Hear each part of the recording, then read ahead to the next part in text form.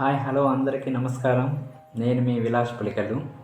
నా నా వీడియోలు కానీ మీకు నచ్చినట్లయితే సబ్స్క్రైబ్ చేయండి, లైక్ చేయండి, షేర్ చేయండి.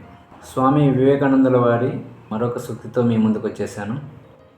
అదేంటంటే, our power and blessedness and wisdom cannot but grow into the infinite power and existence and blessedness are ours, and we have not to acquire them.